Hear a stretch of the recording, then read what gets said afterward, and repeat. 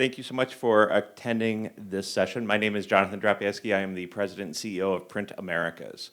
So I am responsible for the team that manages North, Central, and South America for Print, and very happy to be over here at Print Day. I'm very excited to introduce Elvira Pfeffer from our friends at Akeneo. Akeneo is a very fast-growing PIM solution across the globe. We do a lot of work with them, both here in Europe and certainly my team in the US. So they are at the forefront of product experience management, and we're very happy to have her here with us today. So take it away. Thank you. All right, you probably saw what the topic of the session is today, and I agree. It sounds a little dramatic, doesn't it? A revolution is coming, but it is one that will shape the world in amazing ways, one that we all have to adapt and support or risk being passed by. A revolution that results in responsible consumption thanks to informed purchase decisions.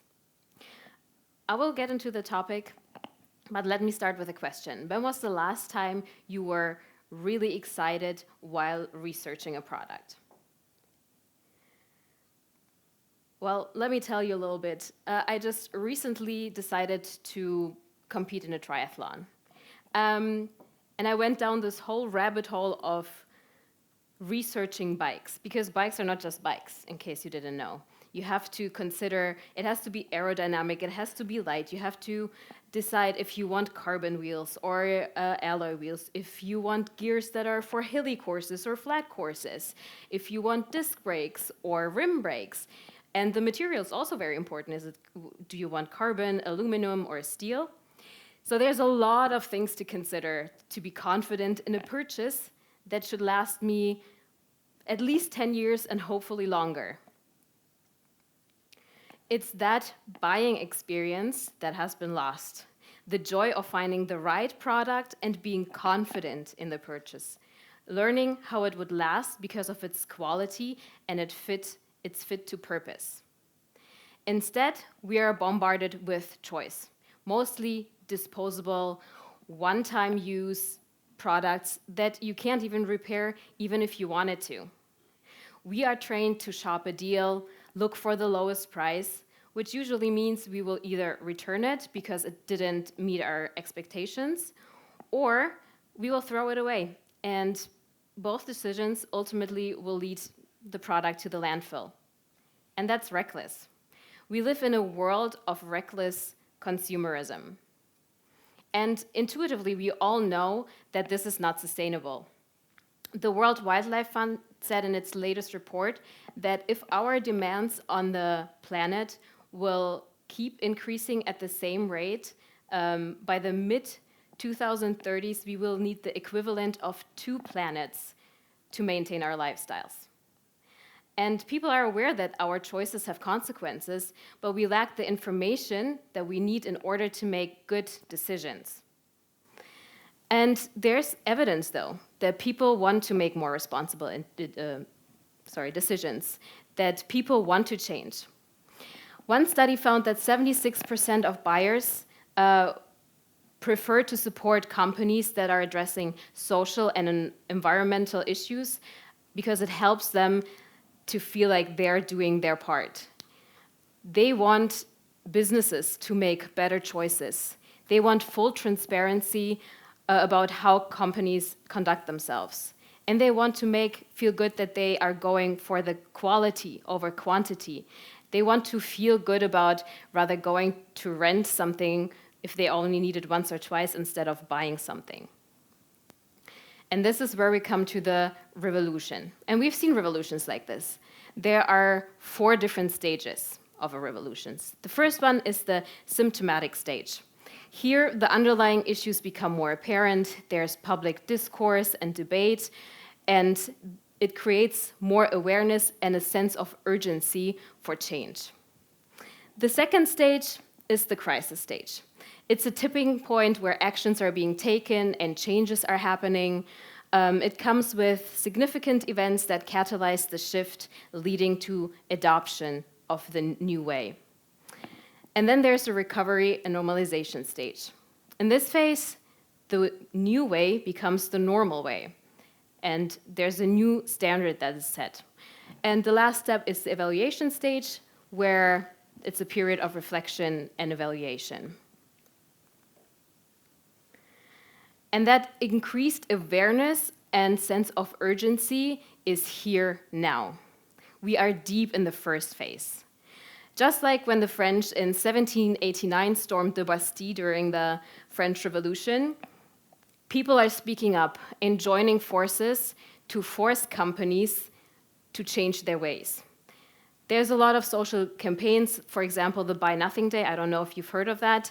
It's happening at the same day as Black Friday, and people, instead of doing what Black Friday does, is like consuming even things like buying things that you don't need just because it's cheap. They decide to buy nothing on that day. And another signal that this revolution is near its crisis point is the shift in the buyer behavior. Akeneo conducted a survey last year and found that 2/3 of consumers now spend more time researching and validating purchases than before. They're looking for information to ensure that products will meet their needs, so they don't have to buy 3 and return 2. And they're researching because they have a preference to buy from responsible companies and to find a good product. And another sign, you probably all heard of it if you have heard of Klimakleber, is the youth engagement. There is increased engagement and activism amongst young people, and young people are the future. They're more likely to buy from you if you show that you are trying to do better, more than older people. The shift is happening. And we cannot ignore the sharing economy, which is estimated to grow to $335 billion next year. And of course, the underlying premise of this is that you get more use out of a tool or a product that's already in circulation. But for example, I live in the city center of Cologne. I don't want to have all the tools in my apartment that I might need. So there's there's a WhatsApp group for the quarter that I live in where you can just ask for, hey, I need a drill. Because let's be honest, I don't need a drill at home. I need a hole in the wall. And businesses are leaning in as well. 10 years ago, only 10% of companies on the S&P 500 were publishing a CSR report, and now it's more than 90%. And maybe the most important signal is the growing intervention from government. They're putting regulation and standards in place to help this revolution. For example, the Eco-Design Directive of the EU in 2021 put the right to repair provisions in place, which basically means it tells manufacturers of home appliances, but also things like smartphones and laptops, to make spare parts available for the next 7 and 10 years after the purchase, to make repair information accessible, and design devices to be easier to repair. And then a topic that probably everyone has heard of is the DPP, the Digital Product Passport, which is an EU regulation that will start rolling out in 2026, which is only 2 years from now, just really fast. And it will impact all of the businesses that are selling in Europe. As a seller, you will be forced to disclose every material that goes into your product, how it's made, where it's made, and what exactly it's made of. And that is a lot of product information. And we cannot deny that these are all very powerful signals. And while we recognize that the pressure is mounting, that the revolution is coming, we can also recognize that perhaps we are and have been encouraging the opposite in the name of providing a great customer experience. We have been doing a really good job building our entire business strategies around understanding the customer, where they shop, where they research, what influencers they follow, and enticing them with flash sales, free returns, the hottest new version, all in the name of giving the customer what they want, a great customer experience. But it's not for malintended reason that this hyper-focus on customer experience led us down this path. It's because we live in a world where conventional wisdom tells us that consumption is essential to economic growth. And to keep this economy, companies intentionally plan obsolescence of products by changing how they look or discontinue support for older versions. And prices are kept artificially low to encourage us to buy more. But the people have spoken, and they want us all to do better. Instead of continuing to sell irresponsibly in the name of customer experience, we can choose to do better. Like any other revolution, we can ignore it. We can just stand by and pretend it's not happening, wait for it to pass. But this is a revolution that you don't want to stand by. The history books won't treat you well, and neither will your bottom line. I don't want you to get me wrong. I'm not against capitalism and making money. Quite the opposite, I like making money. But selling more stuff is not the only way to make the economy grow. Studies show that high-purpose brands will double their market value 4 times faster than low-purpose brands. So there's money to be made by participating in this revolution. Instead of pushing the latest sale, the next email, the next ad, give your buyers information about your product that will allow them to make informed decisions. Create situations that encourage benefits because they're confident in the buying experience. Establish a product experience strategy for showcasing your products, and it will pay off. I brought today 3 ways that you can engage right now. Very tangible, actionable steps that you can take. The first step is to set a high product experience standard with complete, rich, contextual, emotionally engaging product information on every channel before, during, and after the purchase. The typical Akeneo customer has seen a 20% reduction in returns by using Akeneo. That's millions of euros saved each year. And on top of that, they have seen an increase of 15% in sales. So setting a high standard for your product experience helps your customer discover it and convert with confidence. And that's good for your business and the environment.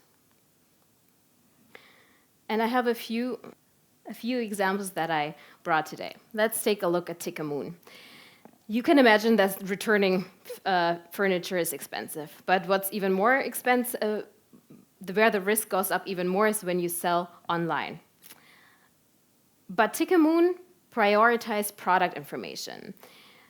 You have 360-degree product views, you have care instructions, you have a detailed assembly information, you get detailed contextual information and visuals.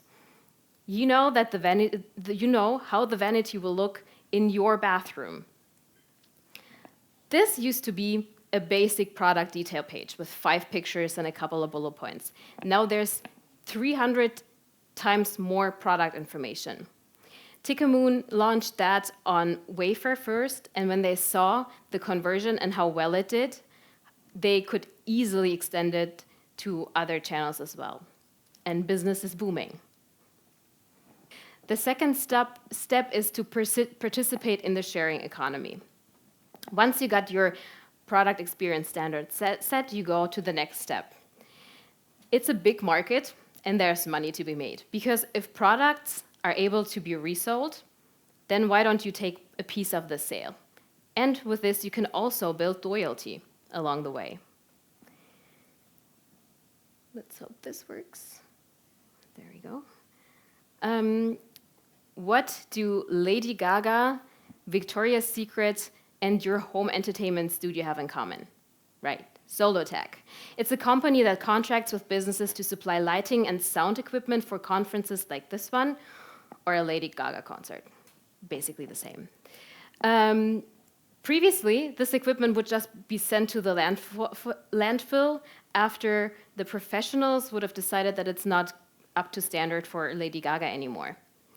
Now, the team is refurbishing them and offering them for rental or sale direct to customers.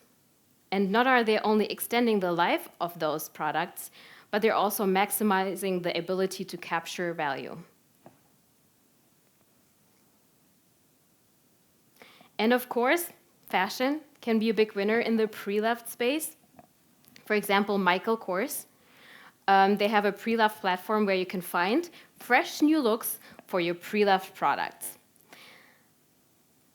You probably know what the hardest part is about the sharing economy. It's authentication, especially when it comes to luxury products.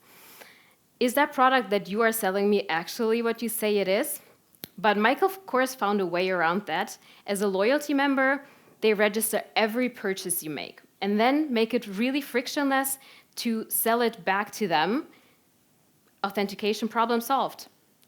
And the added benefit of this is they give access to their brand to that younger generation that doesn't quite have the change to afford their beautiful bags. So it's a win-win-win for the business, for the customer, and for the environment.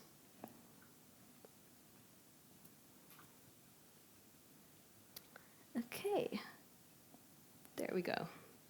And the last step you can take to join this revolution is to empower your buyer with environmentally and social responsibility initiatives. They want that transparency. You know it's good for business. It's way better to proactively get ahead instead of being pushed by government regulations to do so. If you can showcase that your business and your products are trying to be part of this revolution, you will win the loyalty of your customers. And this is my last example. And this is, in my opinion, the poster child for product showcasing. It sets a new norm, and that's Ask It, the Swedish clothing label. It offers only a single permanent collection of high-quality clothing. There's no seasonal offerings or on-trend designs. The goal is to break the overproduction, overconsumption cycle. Yes, their t-shirt might be 50 euros, but thanks to an engaging product experience, you'll discover that it's high quality and it will last longer. You also find the complete cost breakdown over how and where it's manufactured, the carbon emission, the energy consumption, the water consumption that went into making this t-shirt, and detailed care and repair instructions. And then also they encourage you to send your clothes back if you don't use them anymore, so they can resell them or recycle, keeping them in use and away from the landfill. This is what our future looks like. And these are all attainable ways to showcase your products. Sell more and reduce return, and be on the right side of history. So set a high standard of product experience, engage in the sharing community, and finally, showcase those more environmentally friendly parts of your business or product catalog. And all of these examples that you just saw, they're all Akeneo customers. They have, as an Akeneo customer, you have what you need to take real, tangible, actionable steps right now. And there are over 900 Akeneo customers worldwide, companies that are choosing to invest in product experience, choosing to showcase product and empower confident buying decisions. Now it's time to revolt against the customer experience obsession. If you don't get ahead of it, it will take your business by surprise, because tomorrow's buyers will make decisions on the transparency of your company and will consider the environmental and social impact of it, just as much as convenience and price. And the good news is that at the end of the day, all that you really have to do is invest more in your PX strategy. Help people make more informed product decisions. Give them the power to feel good about their choices and reduce the burden on the earth and society. Thank you.